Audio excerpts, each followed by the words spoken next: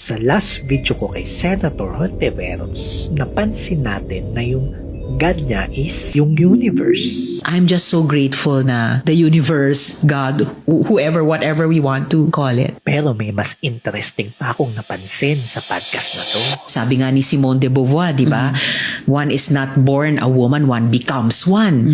Isa sa mga nabanggit niyang influence, Simone de Beauvoir. Kaya't na-curious ako at nag-research. Sino ba tong Simone de Beauvoir? Ito pa lang si de Beauvoir ay isang manunulat. Manunulat na atheist. Para sa kanya, ang pananampalataya daw ay para sa mga mahihinang nilalang lang. At ang totoong babae daw, kung totoong babae ka, should reject God. Ayaw niya sa kasal. Since ang kasal para sa kanya ay kulungan, dapat masira ang traditional family.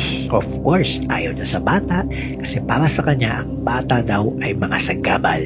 And here where it gets more interesting. Diba ayaw niya sa bata? Pero she is being accused of grooming kasi nakikipagtalik siya at nakikipagrelasyon sa mga menor de edad. Habang may open relationship siya kay Sartre. Sino si Sartre? Ako, isa pa yun. I-search nyo na lang. But here's the question. Hanggang saan kaya niya dinadala yung mga ideyang ito sa totoong buhay sa Pilipinas? Kapag ang influence mo ay tulad nga nitong ni de Beauvoir, who's attacking the family foundation and faith, at ang moral grounding mo is yung universe.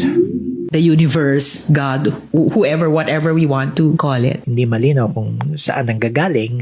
Anong klaseng values kaya ang mabubuo mo? Remember, itong mga ideas na ito ang ginagamit niya to claim moral high ground. Kung papanoorin nyo tong podcast na to, by the way, kung gusto nyo magpenitensya ngayong Holy Week, magandang panoorin tong podcast na to. Penitensya talaga. Anyways, all they say sa podcast na ito ay sila yung tama, na yung hindi naniniwala sa kanila ay hindi lang marunong umintindi. And what makes it so hard for them to see na mali ito?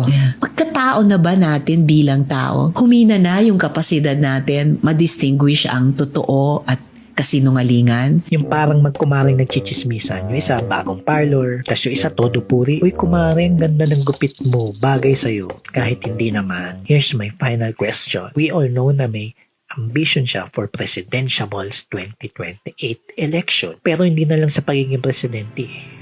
But, would you trust Senator Hontiveros for any kind of government position? Yun lang. And that's how I break it down.